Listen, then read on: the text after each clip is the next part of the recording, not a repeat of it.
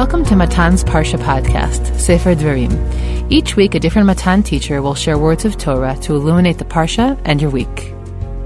Today's shiur in Parshat Vayelech will be given by Sarina Novick. Sarina has been coordinating the Matan summer program since 2017 and is a graduate at the Matan Belos Eshkolot Institute for Tanakh and Jewish Studies. Today, for Parshat Vayelech, we'll be speaking about the value of experience. And when I say experience, I'm not referring to your resume or CV or that type of life experience, but experience meaning being present. I'm someone who deals a lot with experiential education, so it sits very close to home. But what is that power of experience? We're familiar with idioms like be there or be square. And it reflects this idea that there are some things that you can't make up if you miss. There's certain experiences that if you weren't there, you won't understand. You can't get the cliff notes. You can't get the recording after the fact. When people say you had to be there, it's because if you weren't, you truly won't understand. You truly won't get it. And what we're going to do is explore how this idea of the value of experience manifests itself in Jewish practice, how the Torah delineates that there are some lessons that require us to undergo an experience in order to internalize the messages we're supposed to gain from them. We're learning or hearing about an experience just isn't enough. So we are going to start out with a segment from Parshat Vayelech. What's going on at the beginning of this Parsha is that Moshe is getting old, and he's getting ready to transfer the reins to Yehoshua. So how that begins in Perek Lamed Aleph is Moshe announces that Yehoshua is going to be the next leader, and he does so publicly. Le'inei kol Yisrael, in front of the entire nation, and he tells them Yehoshua will be the one bringing the people into the land. He's told, Chazak va'amatz, be strong and brave, and that God will be with him. Hashem hu ha'olech lefanecha, hu yiyeh imach, lo yirpacha v'lo ya'azveka. God is not going to abandon you, Yehoshua. And then we have an interesting little break. We're told that Moshe goes ahead and he writes down the Torah for the Kohanim. And then we get this extra detail of a mitzvah that seems out of place. We've been told before about Shemitah, but now we're told about this new mitzvah of Hakhel that also comes up every 7 years at the end of the Shemitah cycle. And the question is, what is it doing here? Because right afterwards, we continue with the appointment of Yehoshua, where Hashem tells Moshe that he's going to die soon, and Yehoshua should come to the Ohel Moed. And so what I'm going to ask and develop today is, what is the purpose of that interruption? What is the role of Hakhel in this story of Yehoshua's anointment? And if you are interested in exploring this further, I will recommend taking a look at a beautiful analysis by Rabbi Ari Kahn in his book Echoes of Eden on Sefer Dvarim. I will be taking us in a slightly different direction today, but if you're curious about this, definitely look there to explore further. To understand the interruption, the most important thing is to really understand Hakhel. What is Hakhel?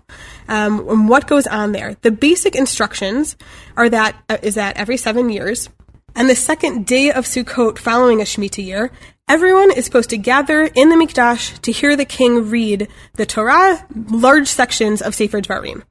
Who's there? Who's meant to be there? Hanashim, v'anashim, v'hataf, v'gercha, asher b'sharecha. In short, everyone. The men, the women, the children, the converts, everyone should be present. And we're also given the purpose. L'ma'an yishme'u, ulma'an yilmedu, v'yaru et Hashem Elokeichem, v'shamru la'asot, kol divrei haTorah hazot. Why? So that you will hear, you'll learn, and you'll fear God, in order to, Hashem your God, in order to keep his Torah. That there is something about this experience that should instill upon you this fear of God that you will keep with you in order to keep his Torah appropriately. What was the experience like? The Rambam and the Sefer Chinuch describe it. And it was a huge event. Everyone's coming to Yerushalayim. Trumpets were blown to gather the people. There was a huge wooden platform brought and set up in the Ezrat HaNashim, in the Mikdash, that the king would stand on. There was a whole procession to bring the Sefer Torah to the king to read from. It was brought by the Chazan of the Beit Knesset, who gave it to the head of the Beit Knesset, who gave it to the assistant Kohen Gadol, who then gave it to the Kohen Gadol, who then presented it to the king. All a huge display of honor and kavod, and the king had the choice to sit or to stand, and would make a bracha of Kriyat Torah on the sections, would read all of it in front of the people, would close off reciting brachot followed by another 7 brachot, huge display. And if we just think about especially the magnitude was hard to comprehend, right? We can picture maybe, similar to Olala Regel, but you can't even compare. When they would come for the Shalosh Regalim to the Mikdash, so many people were exempt. The women weren't there, the children were likely not there. And here, everyone is present, and the event is something that would be ingrained for all to remember.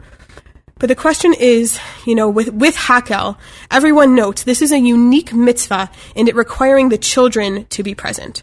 To what end? What's the purpose?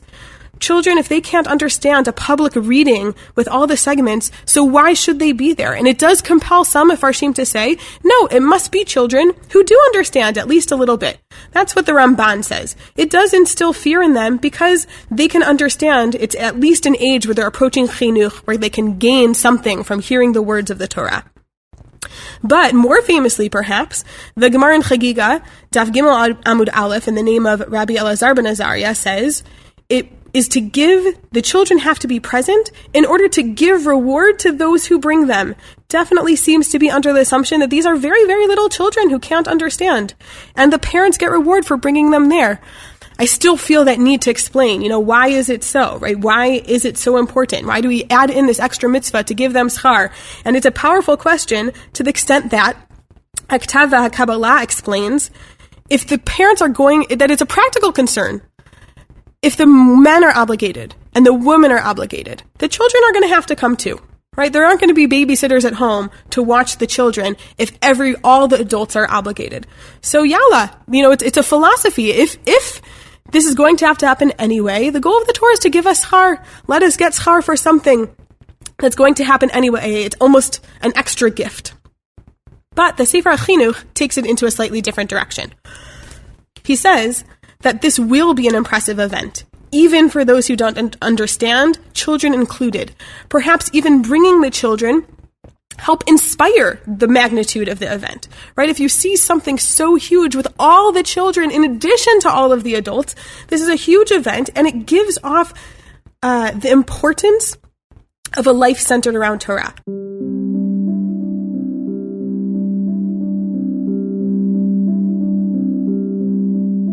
Imagine a king standing on this huge pedestal, and what is he speaking? Words of Torah. It will be clear to everyone that this is all about life being centered around Torah. Everyone's going to look around and say, what is going on? It's going to inspire questions. And what will the answer be? Lishma divrei Torah shehi kol ikarenu v'hodinu v'tivartenu. Why are we here? Why is everyone here? To hear the words of Torah, which is an incredible gift, the essence of our lives, with the splendor and glory that is associated with Torah. And from there, it'll bring the people to come and praise the Torah further, to internalize and bring into their hearts a cheshek, a yearning to learn Torah more, so that they will come to a place where God is happy with them in their behavior because of having internalized this event. Rambam follows in line with the Sefer HaChinuch, saying it really is about the impression of the event, more so than just being about understanding. He takes it in the direction, right, you can have people who won't benefit from the event because they're too young and so they don't understand. But it could also be in the case of converts. What if there are people who can't hear because they're too far away?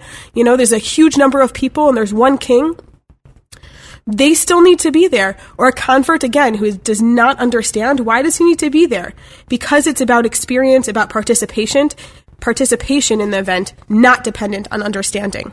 And the Rambam requires, as part of this mitzvah, that those people, especially the converts, if they don't understand, what is your role? La'achin libam, to direct their hearts. Ula'akshiv oznam lishma be'ema v'yir'a v'gila b'yirada k'yom shnitna bo b'sinai.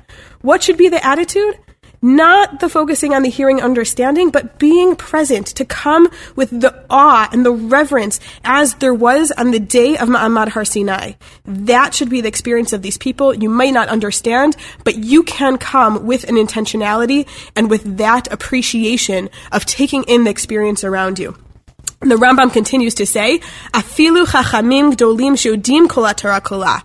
The same holds true for wise people. You can have people who this isn't relevant to, or you might think it's not relevant to because they won't understand. Or you could say it might not be relevant to Chachamim because actually they already understand. Why do they need to hear Hakhel? They've probably read Dvarim who knows how many times. And yet, we are told that they must go ahead and also be present. Why? Because the goal of them being at Hakhel is to strengthen their faith and experiencing as if the Torah was given to them anew, right? This refresher, this feeling of, here I am, let us picture this as a new Ma'amad Har Sinai to reinstate my dedication to Torah. Well, this might be, Hakhel, the only place where we're explicitly commanded to have everyone present for such an event, right? We're talking about, again, the wise, uneducated, little children, the entire gamut of society where everyone must be there. There are still two other occurrences that seem to, in many ways, parallel Hakhel's massive event and the fear of God that it's meant to instill in the people. What am I referring to? One is Yetziat Mitzrayim, which we commemorate every year with our Seder Pesach, and also Ma'amad Har Sinai, our receiving of the Torah. For Yetziat Mitzrayim, we're already told at the Seder, almost reminding us of the Rambam that we just referred to, that afilu kulanu chachamim, kulanu nevonim, kulanu zkenim, kulanu yodim et haTorah. Even if the people are very wise and they know the entire Yetziat Mitzrayim story, they still obligated in the mitzvah. And are even told, v'chol amar ba l'saper b'Yetziat Mitzrayim, harei ze meshubach. And the more that you speak about it, the better. It's not relevant to what you know or what you don't. And even that piece of our Haggadah continues with the 5 rabbis learning in Bnei Brak, all of whom you might have thought would be exempt. 4 of them coming from Shevet Levi, who the rabbis say were not enslaved to Mitzrayim. And the 5th one being Rabbi Akiva, who was a descendant of converts, who certainly his ancestors were not there. And yet, it doesn't matter. Everyone needs to be there, and they spoke at length. And that is our obligation in Sipor Yetzei Mitzrayim. This, by the way, comes without even mentioning the children at the Seder table. We all know you bring these little kids to the Seder table, and who knows how late they're really going to stay up, right? How much do I rush through pieces so that we can make sure to get to Dayenu by the time, before this child falls asleep, right? And yet the entire Pesach seems to revolve around these children who can barely keep their eyes open for the Seder. And it seems to revolve around them. In Shemot, Perek Yud Gimel, when we're given a mitzvah of Pesach that you can't eat chametz, we also get the directive, V'gadta lebincha b'yom hahu le'mor ba'avor zeh hasah Hashem li b'tzeitim mitzrayim. The instruction that you are obligated to teach your children on that day. Right? This being one of the sources for Sipor Yetziat Mitzrayim and our obligation to have a Seder Pesach. That this is part of the fulfillment of Pesach is specifically to teach our children. If we go back earlier in the story of Yetziat Mitzrayim, there is also an explanation in Shemot Perek Yud that one of the reasons God gives for hardening the hearts of Paro and his servants is because L'ma'an tesaper ba'oznei vincha uven bincha. I want you to tell your children about this, about how I, God, interacted with Mitzrayim and what I brought upon them, so that V'datam ki ani Hashem, so that you know, Am Yisrael, B'nai Yisrael, that I am God. I am performing Yetziat Mitzrayim in this way because I want it to be a story that stays with you in your family. Moshe clearly also addresses the centrality of children in being part of this experience. Right after the plague of Barad, hail, Paro agrees, Yalla, we're going to let the Jewish people go, worship their God in the desert. But first, what does he ask? Miva miha holchim. Right, who is going? Vayomer Moshe, B'na'areinu v'zkenenu nalech. We're going with everybody. B'vanenu, b'vnotenu, b'tzonenu, b'karenu. The old, the young, our daughters, our sons, all the cattle, everybody is going. And Paro says, even the children can't be, and forbids them from going unless it's just the men, at which point God says, next plague, locusts. Children were part of the Yetziat Mitzrayim experience. They were part of the slavery. The baby boys were thrown into the Nile. And of course, they must be included in the redemption process as well. And they are the focus of our Seder. We do lots of things around children at the Seder, so that even if they don't ask, we will try to get them to. Rambam Hilchot Chametz U'Matzah in the Mishnah Torah talks about what are the things that we'll do at the Seder? We'll pass out nuts and candy. We'll do strange things like moving the table, like having people steal the matzah. all for the purpose of having the children ask, right? That is the concept of manishtana, noticing the things that are strange. And there's almost, I would say, a running joke, right? How many times do we do things on the Seder night so children will ask? And then the question is, okay, so what happens when they do ask? We say, joke's on you, just to make sure that you would keep asking questions. But that's really it. The more that you're involved, the more that you feel part of things, the more that you're curious and asking and participate, you are likely to have the event have an impact on you. Rav Rimon's Haggadah describes really the educational beauty of Seder night, that there is something for everyone, right? If you think about it, you have storytelling for audio learners, you have arithmetic for the math minds, you have all sorts of props for visual learners, there can be actions, leaning, dipping for kinesthetic learners. Everything is there. The goal is for everyone to be engaged. How can it be that you have, let's say, the same action? Everybody has to lean.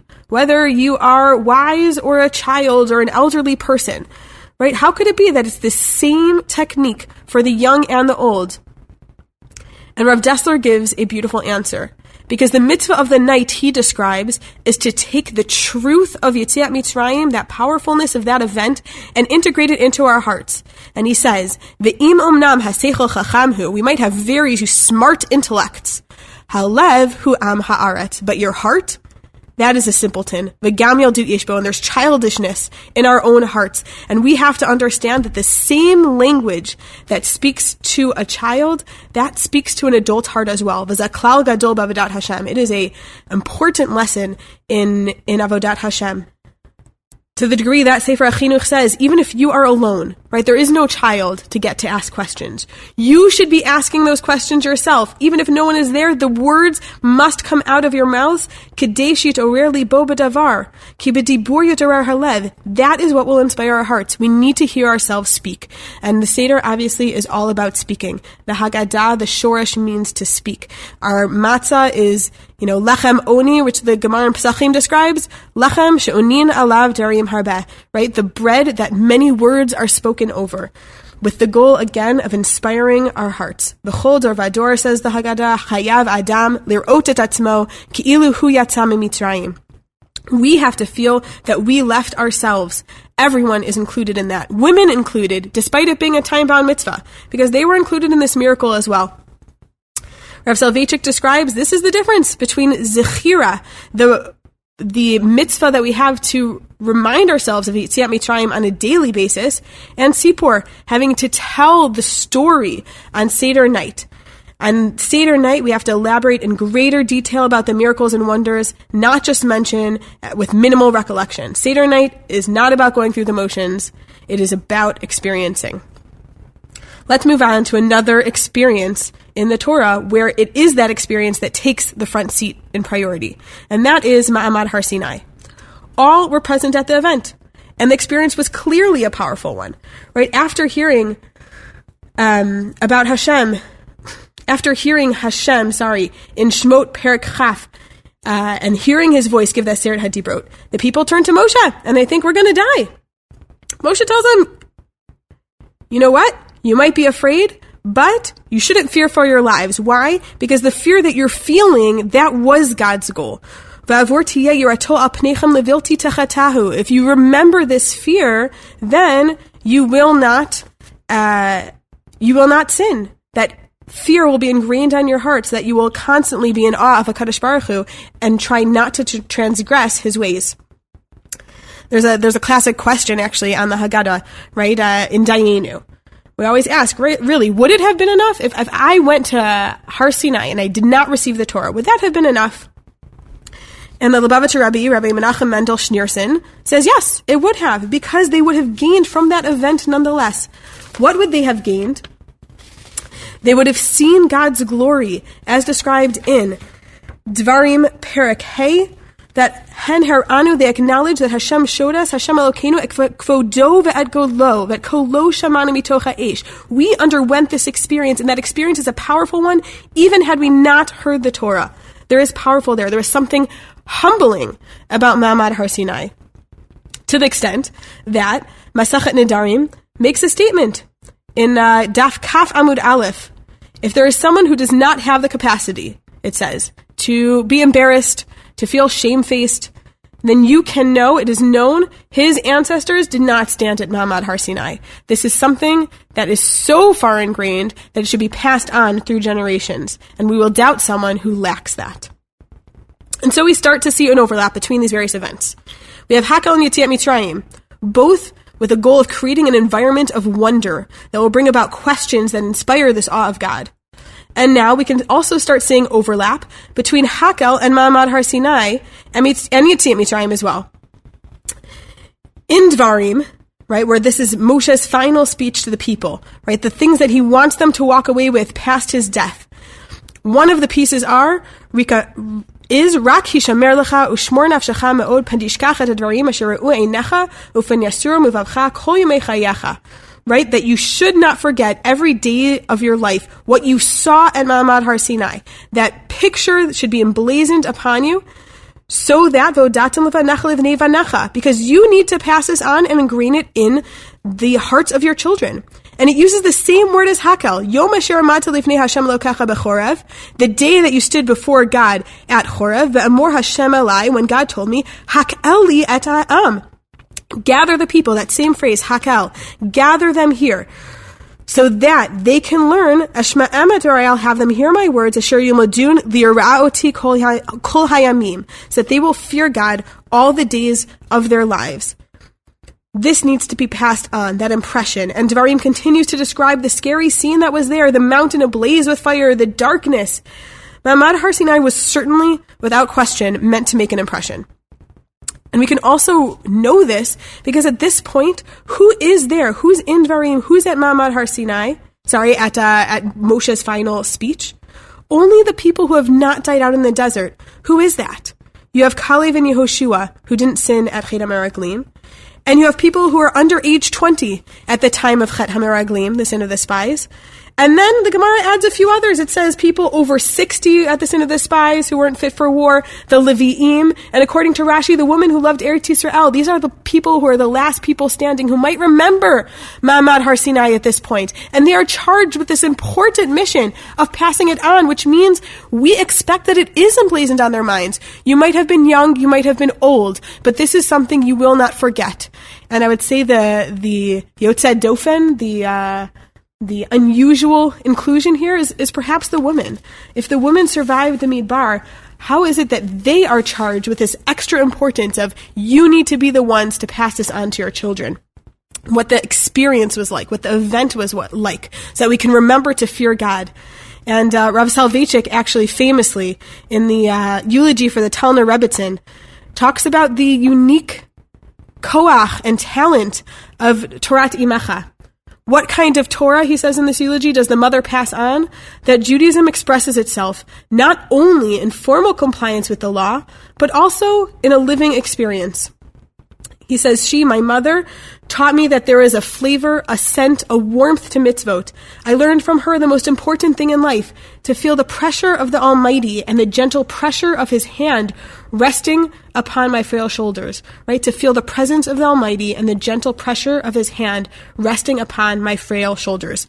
Through experience, we can have this, I would say, revelation of HaKadosh Baruch Hu in a real way, in a living way, and something that women should, in many ways, be able to do.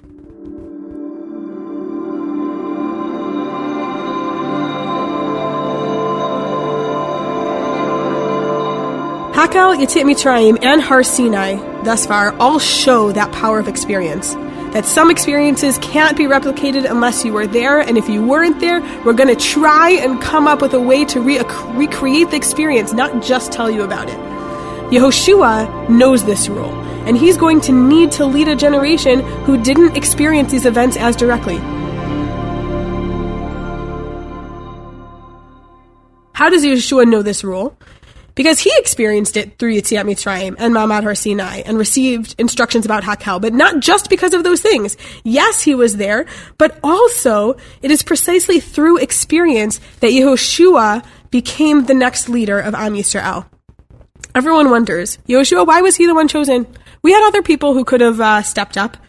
There's Kalev, who was way more vocal at Chet HaMeraglim. We have Pinchas, who definitely stepped up, zealous to do God's will. Why Yehoshua? And we're told that he was chosen because he was a Misharet Moshe. He served, he was an apprentice to Moshe. And he's referred this way again and again as Moshe's servant. When he accompanies Moshe partway up Har Sinai, when he tries to defend Moshe and is zealous on his behalf, when Eldad and Medad prophesy in the camp. At the start of Sefer Yehoshua, he's introduced as Misharet Moshe. Why is it so powerful to be an apprentice? Gemara Brachot, Daf Zayin Amud Bet says, Gdola Shimusha Shel Torah Yoter Milimuda. Service of Torah is greater than its study. If you are able to serve a Torah scholar, spend time in his company, that is even greater than learning Torah from him. We know that with Moshe, Bava Batra also describes Moshe being likened to the sun, as opposed to Yehoshua, who's likened to the moon. And usually we think about that in a negative way, right? Yehoshua was small compared to Moshe. But maybe there's also a positive aspect. A moon reflects. It has enough proximity to the sun, is enough awareness almost of the sun, is receiving enough of the sun's light that it can reflect that light back. And that's what Yehoshua does. He's able to pass it onwards to the people, and eventually Yehoshua actually achieves a status similar to Moshe. He's called an Eved Hashem at the end of his life, just as Moshe is at the end of his own life, both referred to as Ovdei Hashem. We can certainly say that a parent would naturally want to pass on leadership to his children. A Midrash says that Moshe was included in this. He did not necessarily want to pass on the reins to Yehoshua. And the Midrash that addresses this actually comes a little harshly to Moshe and says, Banecha yashvu lahem velo asku b'Torah. Your children, Moshe, they weren't fit for the job. They didn't busy themselves with Torah. But Yehoshua, what did he do? Harbe sheretcha, v'harbe chalek lecha kavod. It doesn't even respond by saying Yehoshua, on the other hand, he learned Torah. No, what does it say? He served you and gave you much honor, Moshe. That he would be the earliest one to come into your meeting place and the last one to leave. He would set the benches, lay out the mats. He served you with all of his strength, Moshe, and therefore he will serve the people as well. And we could think about that, right? Why was it that Yehoshua was the person who was at Moshe's side all the time and not Moshe's children? The, Ktav Sofer and Torah Moshe give a harder explanation. Moshe was the leader of the people. And this is certainly a community leader's challenge of the amount of energy given to the community or to your individual household. And Moshe was a man of the community. And so his children were not apprentices of their father the same way that Yehoshua was. We could also add in, after having spoken about the power of Ma'amad Har Sinai, there's even a question of whether Moses' children were present at Ma'amad Har Sinai. They reunite with Moshe at the beginning of Parshat Yitro, and there's a debate of when that occurred. That might have been after Ma'amad Har Sinai actually took place, which means Moshe's own children did not undergo that event of fear of God and did not have that instilled in them in the same way. So if we think back now, in the midst of Yehoshua's appointment and passing on of the Torah, passing on those reins that we see in Parshat Vayelech, Yehoshua is being taught about Hakhel, which is essentially how to preserve the experience for the next generation. Moshe's generation, Dor Hamidbar, they had Yetziat Mitzrayim, they had Ma'amad Har Sinai to instill fear in them. But Yehoshua needs this mitzvah of Hakhel, about how to lead a new generation, the generation born in the desert. So it's fitting for Moshe, for this mitzvah to be inserted in the middle of Yehoshua's appointment, since he is someone who understood that power of experience. That's exactly how he apprenticed Moshe. So if we look at Yehoshua's lifetime, he really does behave in ways similar to this Hakhel experiential reality. Although there was no formal Hakhel during Yehoshua's time, we wait till the establishment of kings. And yet, when Yehoshua crosses the Yarden with Am Yisrael, there is a focus on experience. They removed 12 stones from the Yarden to set up in Gilgal. Why? So that when your children will ask, Asher Yishalun B'neichem Machar, very similar to language we have in Yetziat Mitzrayim, or having our children ask.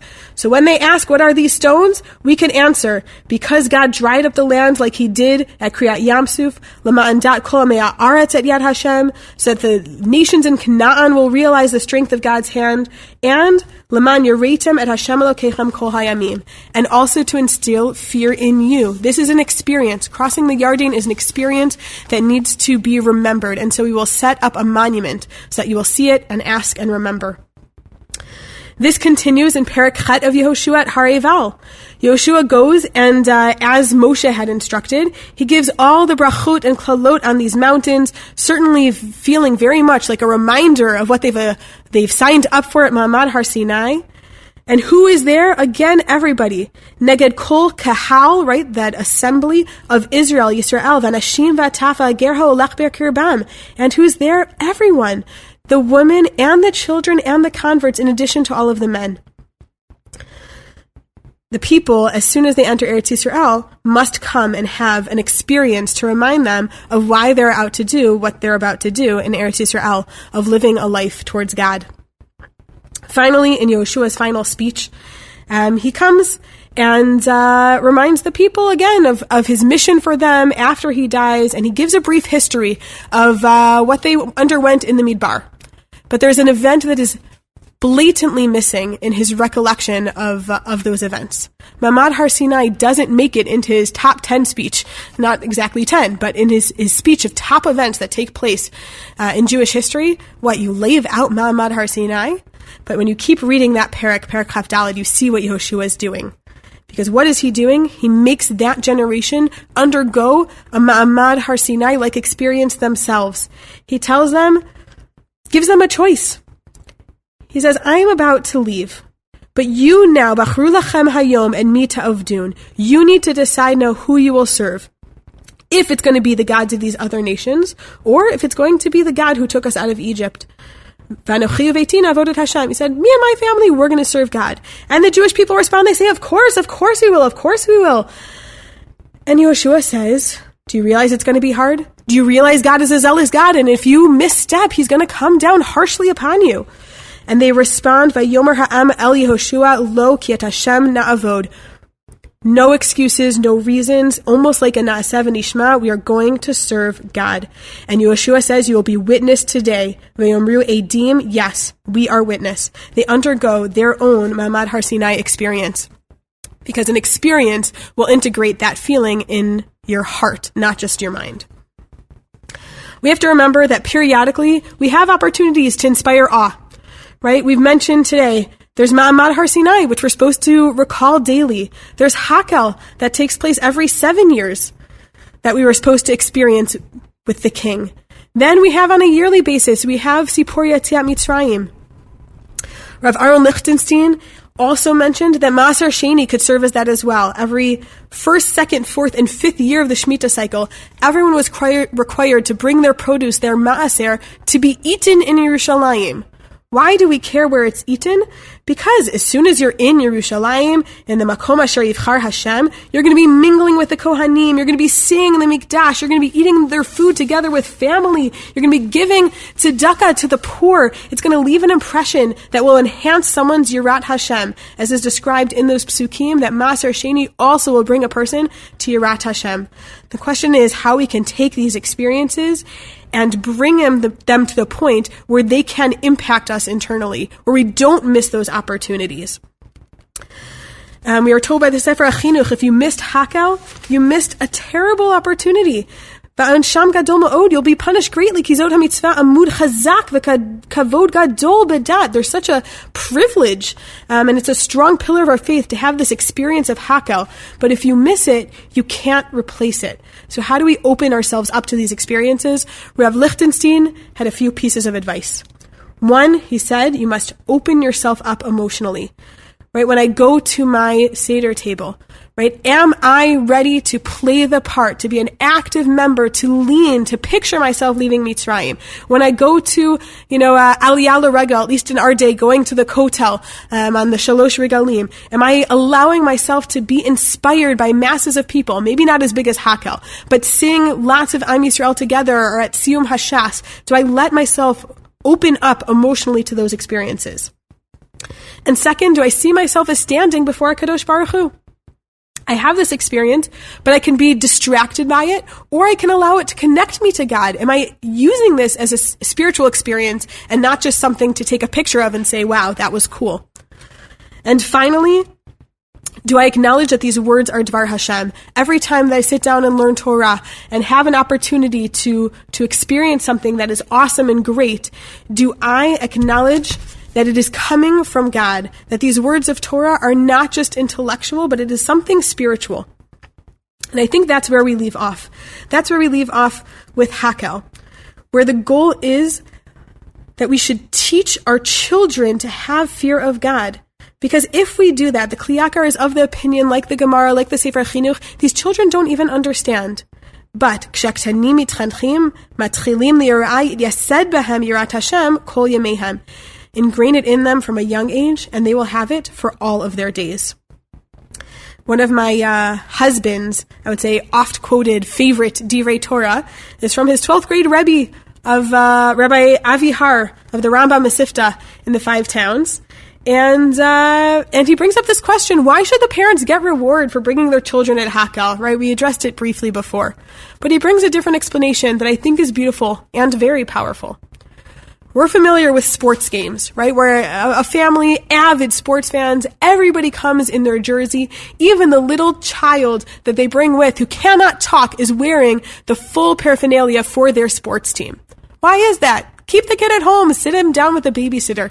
But this family, you're so excited about this, you're so passionate about the team. Of course my little child is going to come. I'm going to teach them young to love my favorite team. You know, I'm from Chicago, so it's probably the Cubs, but pick your team. And that is going to be imbued from a young age. If we can do that about Torah, bring our children from a young age, Tosfot says that this is a proof that, or something that can be relied upon to bring children to shul. So it doesn't have to be bringing children to shul necessarily, and there's debate about whether that's, the way to go. But if I show my child my excitement for Torah from a young age, I'm going to bring you to the biggest, massive gathering that exists, Hakhel. And child, from a young age, you will be there. You will see that I, your parent, am passionate about it, and you will, Be'ezrat Hashem, gain that passion and awe and fear of God as well. That is our job, right? And that is deserving of extra schar for the people who bring the child. You have enough passion to bring that child, so you get schar for that. Because that is what God is trying to do at the end of the day, that we should have these experiences that are full, living experiences, so that these emotions of fear and awe of God stay with us forever and ever. We're told in Dvarim, and Dvarim Perek Daled, and we say it every day in Aleinu, V'yadata hayom v'ashavota elavavecha. You should know today and inscribe it within your hearts. Ki Hashem hu Elokim b'shamayim ma'al v'al ha'aretz mitachad ein od. That there is one God who rules over the entire world, but you can't just intellectually know it. You must know it in your heart. Hakhel, Yetziat Mitzrayim, our yearly Seder, Ma'amad Har Sinai, even Maaser Sheni, they all teach us about the incomparable impact of experience. And Yehoshua does the same, both in his interactions with Moshe, where his training went beyond the book, went beyond what's the specific guidelines of what he's supposed to do, but went towards serving him and observing his actions so that it's real life. And also in the experiences that Yehoshua brought to the generation after the desert. We are now obligated to do the same for ourselves and our children. Whatever it is that we can do in our lives to make our Judaism come alive with passion, with awe, with fear, so that our fear and love of God goes beyond our intellect and is internalized into our hearts. Before we go, I would just like to remind everyone that Matan's Elul program will be taking place this year from August 29th through September 2nd, and the academic year will begin on Sunday, October 10th. You can find all the information you need to register on Matan's website, and we'll be looking forward to seeing you there in person. Please God, everyone should have a healthy and wonderful summer. Thanks for listening. You can stream and download all Matan podcast episodes on Spotify, iTunes, and Matan's website. Feel free to share feedback with us as you listen. You can write us at podcast@matan.org.il. That's podcast@matan.org.il. Lastly, please do Matan Podcast and Women's Torah Learning a small favor by sharing this podcast with family and friends so that we can reach new audiences. Shabbat Shalom.